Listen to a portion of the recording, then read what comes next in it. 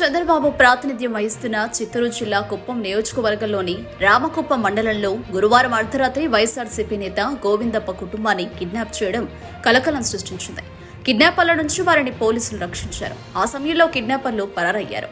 బాధితుల కథనం మేరకు మండలంలోని పెదకురబల్లపల్లిలోని వైఎస్ఆర్సీపీకి చెందిన మాజీ సర్పంచ్ గోవిందప్ప కుటుంబాన్ని గురువారం రాత్రి కొందరు గుర్తు తెలియని వ్యక్తులు కిడ్నాప్ చేశారు. 3 లగ్జరీ కార్లలో వచ్చిన ఆగంతకులు గన్లతో బెదిరించి గోవిందప్ప కుటుంబ సభ్యుల్ని కారులో ఎక్కించుకున్నారు. గోవిందప్ప, గంగమ్మ, మాధవమ్మ, సుబ్బక్క, సిద్ధప్ప, సోమశేఖర్, పునీత్లను కారులో ఎక్కించుకుని రామకుప్పం వైపు బయలుదేరారు. తాము ఆదాయపు పన్ను అధికారులమని, మీ దగ్గర ఆదాయానికి మించి ఆస్తులున్నట్లు ఫిర్యాదు అందిందని గోవిందప్పకు చెప్పారు. మీ వద్ద దాచిన నగదు ఇస్తే పంచుకుని వదిలేస్తామని ఆఫర్ ఇచ్చారు.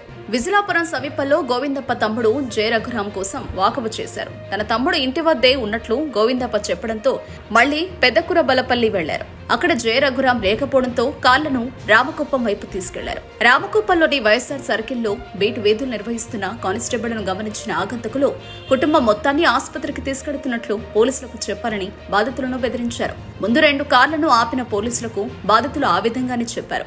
అయినా అనుమానించిన పోలీసులు అందరినీ కిందికి దించి ప్రశ్నించసాగారు. ఈ నేపథ్యంలో ఆ 2 కార్లలోని కిడ్నాపర్లు పరారయ్యారు. ఆ సమయంలో వెనక ఉన్న 3వ కారు వేగంగా ముందుకెళ్లింది. ఆ కారులో ఉన్న బాధితులు ఇద్దరిని 2 కిలోమీటర్ల తరువాత కిడ్నాపర్లు వదిలేసి వెళ్లిపారు. ప్రశాంతంగా ఉన్న రామకుప్పం మండలంలో కిడ్నాప్ అంశం ప్రజల్లో తీవ్ర చర్చకు దారితీసింది. రైస్ పుల్లింగ్ పేరిట కోట్లాది రూపాయల చేతులు మారాయని, అందులో భాగంగానే ఈ కిడ్నాప్ జరిగిందన్న చర్చలు సాగుతున్నాయి. దుండగులు కర్ణాటకకు చెందిన వారని తెలిసింది. పోలీసులు మాట్లాడుతుండగానే దుండగులు పరారవ్వడం పైన అనుమానాలు వ్యక్తమవుతున్నాయి.